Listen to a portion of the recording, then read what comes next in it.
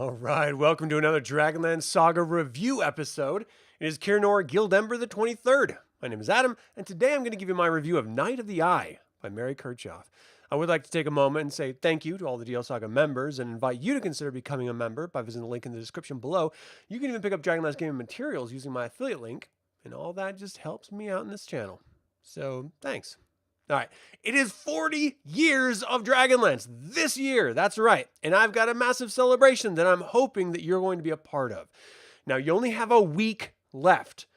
I'm going to be rolling it out November 1st. That's next week. So, if you want to participate, you are more than welcome to, and you have time. Shoot me a video, a sound bite, a written up note, some artwork, just talking about Dragonlance or what it means to you or how you discovered it or just really anything. Maybe you just want to showcase your favorite character. That's okay too. You can be a part of this celebration. You got one whole week to figure it out. You've actually had months, but from this point, you got one whole week. So let's get on it, people. All right, this is my perspective only. If you disagree with it, that's okay.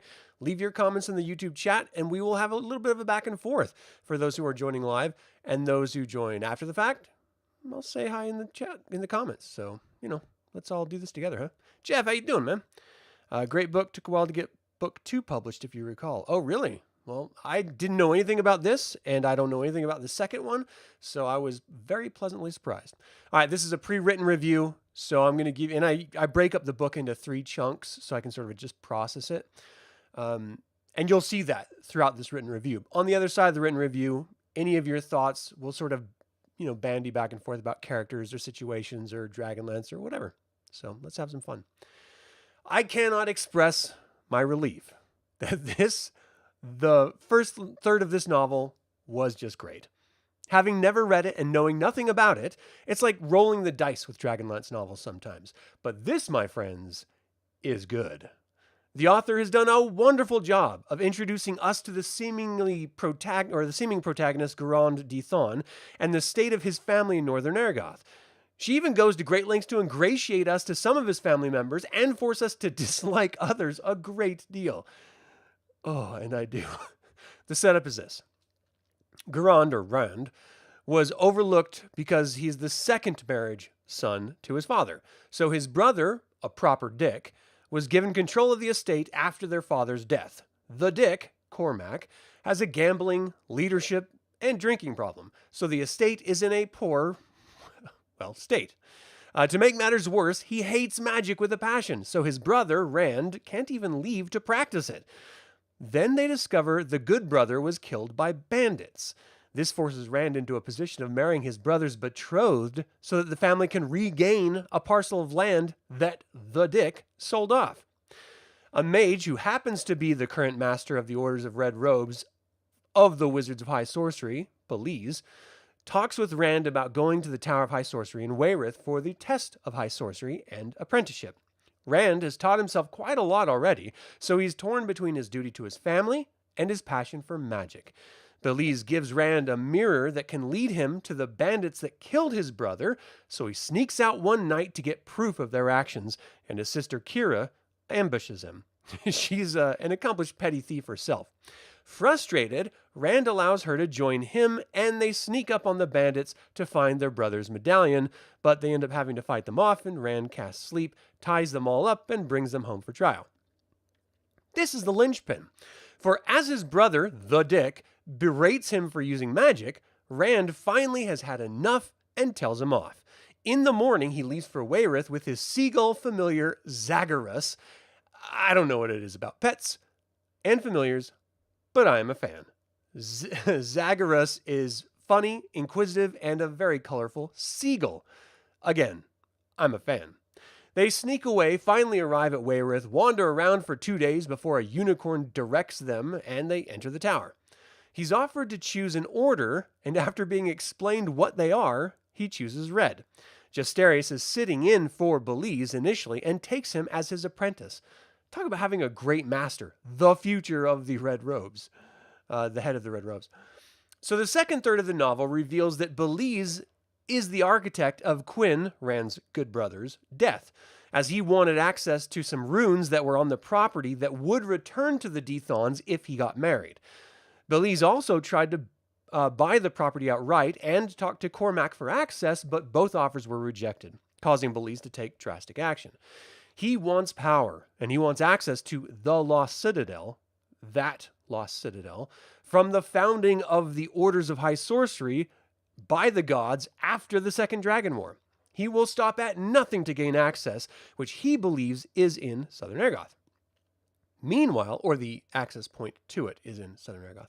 Meanwhile, Rand, apprentice to Justarius, and Liam, apprentice to Belize, must travel from Wayreth to Palanthas, and they end up traveling together, becoming friends. They arrive after a ship attacks, which ends with Liam casting web and the sailors throw him off at the port. No one likes magic, apparently. Oh, and this is set up, the duration, or the events of this is before the War of the Lance, by a dozen years or something like that. At least that's the vibe I'm getting. As they finally arrive in Palanthas, they're met by Justarius' senior apprentice, Esme. She is a beautiful woman who immediately attracts both Liam and Rand. Time passes and the three become friends and they all do their studying. Justarius demands a lot of study and Belize is hardly even there, giving Liam access to his spellbooks rather than instructing him. Finally, they get to the festival and everyone heads out to enjoy the sights and food.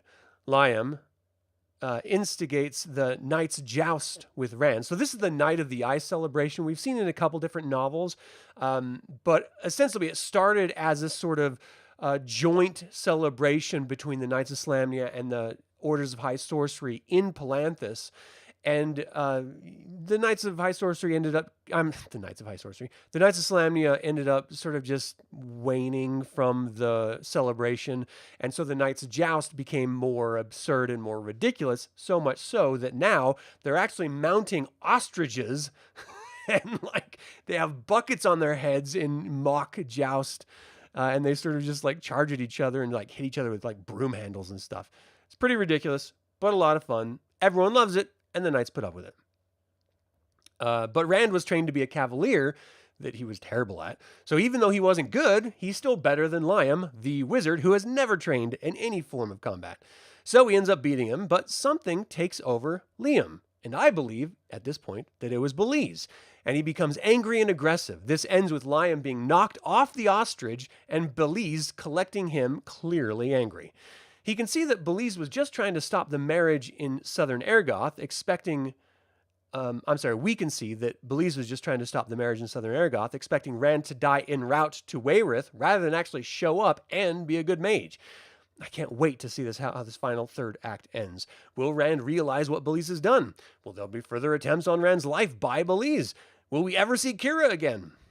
All answers are answered. And they're good. The final third was a proper mage adventure and test. It was so good. It began with Justarius questioning Rand about the jousting and Rand admitting to believing someone was trying to kill him. They consider Belize but dismiss it initially. Justarius led Rand to a crystal ball to see if it was coming from his family. And they learned that Cormac, the dick, claimed Stonewall, the property that he sold off, the territory that was sold as the owner was away, and now the owner was building an army in order to take it back. This led Rand to want to travel to Southern Ergoth and help his family. But Justarius said that if he went, he would no longer be his apprentice. We got the official Empire Strikes Back moment here. You can leave, but you're not going to finish your training and you're not going to be ready. But in this case, if you leave, you ain't going to be a wizard no more. Magic comes first. Always in the life of a wizard. All of you role players out there, when you're playing your characters, remember that. Magic comes first. Raceland wasn't just being a dick all the time. 99% of the time, Raceland was being a dick. The other 1% was because magic is literally the most important thing to all wizards. All right, so torn by the choice, he was overlooking a harbor when Liam arrives and to apologize to him about the other day, and then they overhear sailors talking about the call for mercenaries to invade Rand's homeland.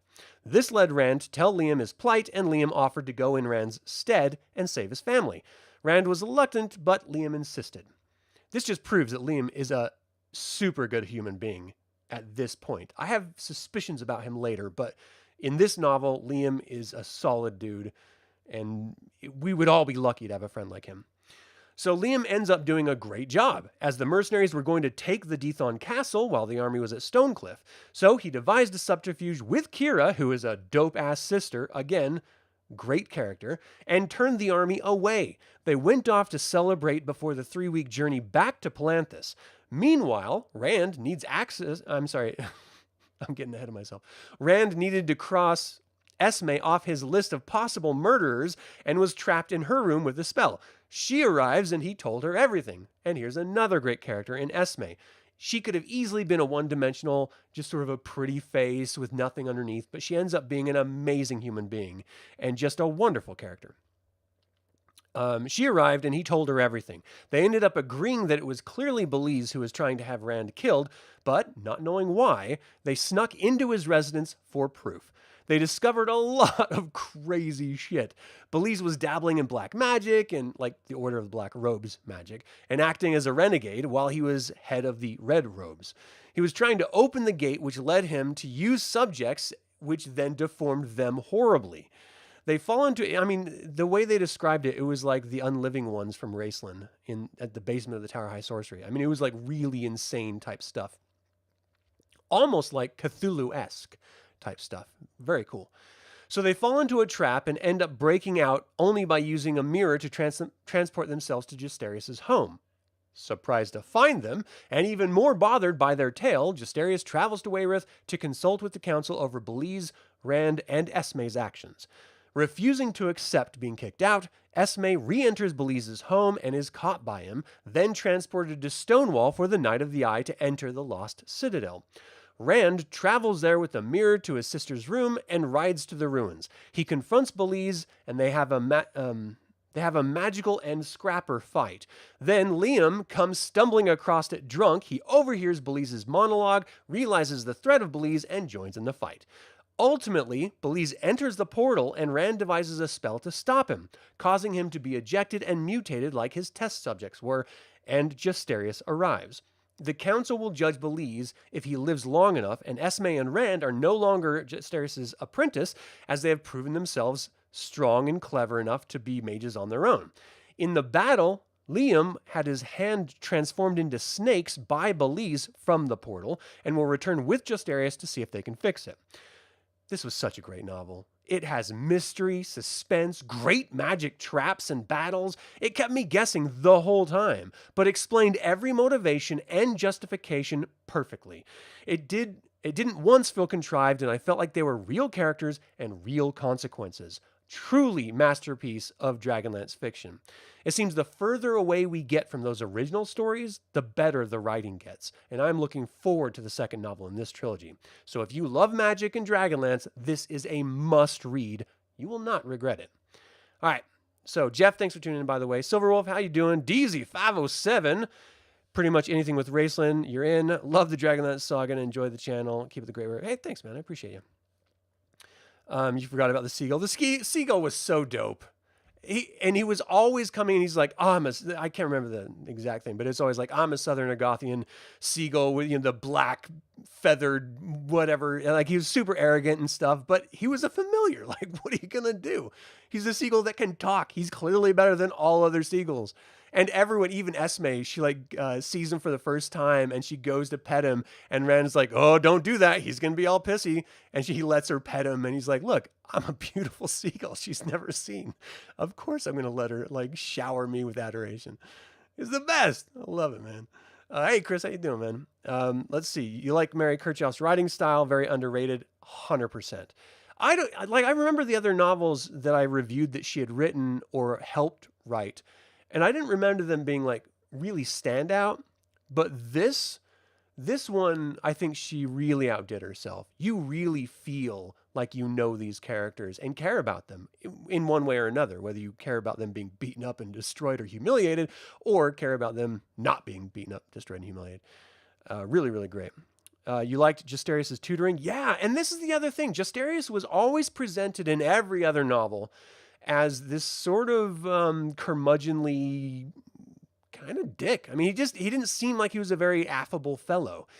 In this, I don't know if he was affable, but you understood him more because of her writing style. You understood his motivations as a teacher, the importance of what he was trying to instill in his apprentices.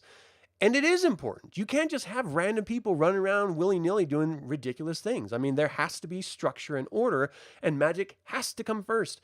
And he was very adamant about that idea. And he towed the law.